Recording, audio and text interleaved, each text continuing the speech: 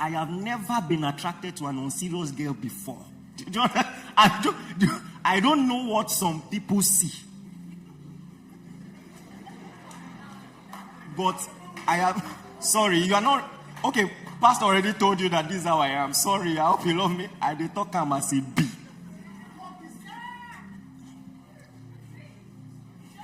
Do you understand?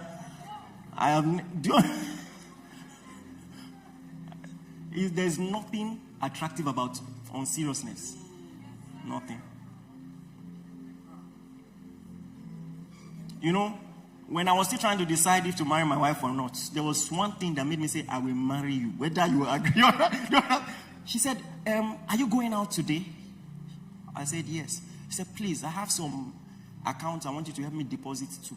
And I saw so-and-so missionary, number one. Number two, Red Cross. She had Red Cross account number. She gave, it was 5,000 or something. What type of girl is this? See priority, undergraduate, giving to Red Cross. Are you getting what I'm saying? You they give to Red Cross? I say, I will marry you. No. I like you then. She don't born for me like 3 times now.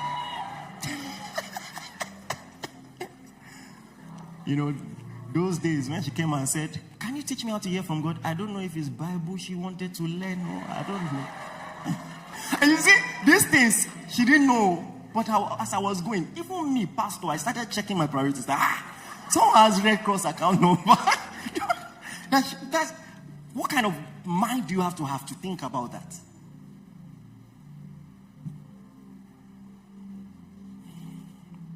You know, one of the first things God said to me when I started hearing his voice, he said, even the wisest man, the so-called wisest man that ever lived, could not survive marrying the wrong people. Don't think you will, Emmanuel. I will never forget it. I was sitting on my bunk in 200 level.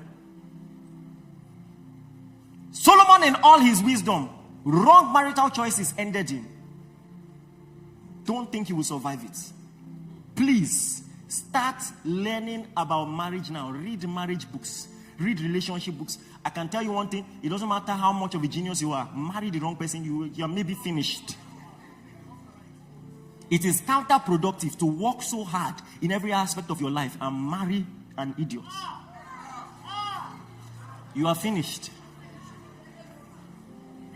So, go and throw away all those childhood fantasies, all those... You see, the movies, they are setting you up for relationship failure. The cartoons lie to you. No person in his right senses will enter a forest and see a woman in a coffin dead and kiss her. There is a name for that. It's called bestiality. It's a demonic phenomenon.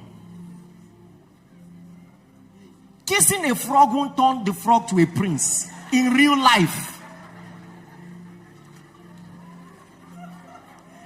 If you marry a beast, he will stay a beast. So, you want to learn about love, go and open your Bible and buy Christian books and read.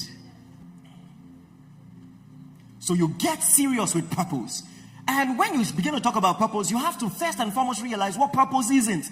Purpose is not a career. Purpose is not what? It cannot be a career. Let me quickly define purpose the way I defined it 2013 or so. If you don't mind, you can quickly write it down. Time is fast spent. I need to move quickly.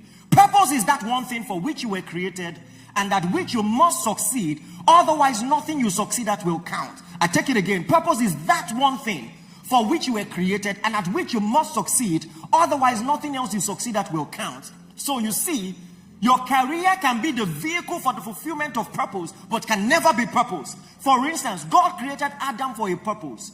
And you see, because Adam was created, he needed to survive. And so he needed to tend the garden. But to be a gardener was not his purpose. You know that, don't you? It might be the vehicle for the fulfillment of purpose. And that is why you can have a very successful doctor who is not fulfilling purpose. If you are great in your career, but you are a terrible dad, terrible husband, you are not fulfilling purpose. Purpose is deeper. And here is one thing that can help you understand purpose instantly. When I see God, what are the questions He will ask me? The simple way to know what you are on the earth for is the kind of feedback you will need to give. The questions you'll be asked.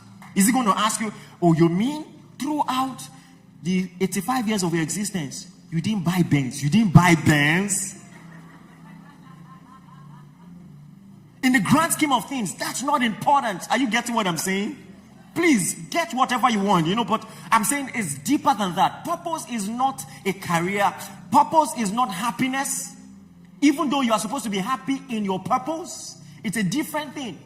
In fact, if you're obsessed with happiness, stay away from purpose. Because purpose is more synonymous to sacrifice than happiness. If you discover purpose now, you cannot go the way of pleasure. You cannot just wake up. Do you understand? So for instance, an athlete has different priorities than you do. An athlete must be up 5 a.m., hit the gym by 5:30, work out for 4 hours. He can't eat what you eat. Purpose puts on you a discipline, demands from you sacrifice.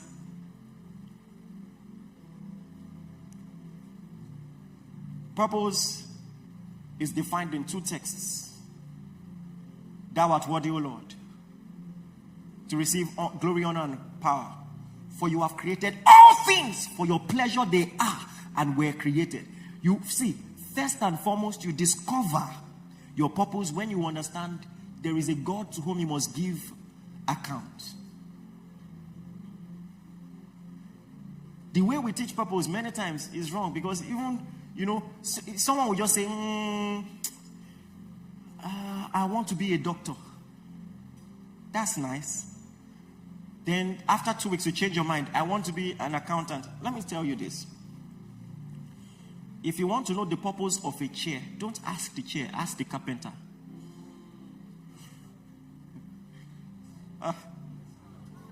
Did you hear what I just said? Your purpose is what God says it is. So you live a life of purpose where first and foremost you say, whatever you want to do with my life, do it. That's the first priority in purpose. Whatever. That even if you ask me to do something, you can change your mind. That's the meaning of purpose. You can say, go down to Egypt, and you say, oh yeah, return back. That is where it begins. Paul described it this way. Philippians 1:21. For me to live is Christ. So simple, straightforward. The priorities of Christ. Knowing Him and making Him known. That is purpose. And then he said, to die is gain. Now, listen to me. There is something I call the paradox of purpose. And this is this. When you discover why you are alive, you are ready to die. It's the paradox of purpose. When you have something to live for, you have also found something to die for. Think about whatever is worth living for. The very same thing is worth dying for. Think about it.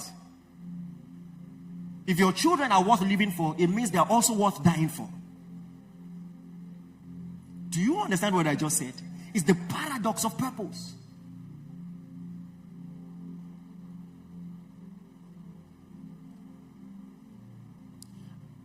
So when you begin to take purpose seriously, don't forget the train of thoughts. Number 1, you're not too young.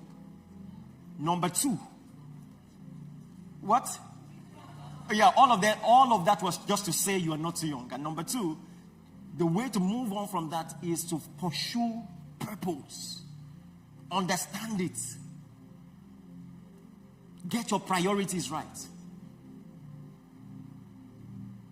And as I round off, a life of purpose will radically change your priorities.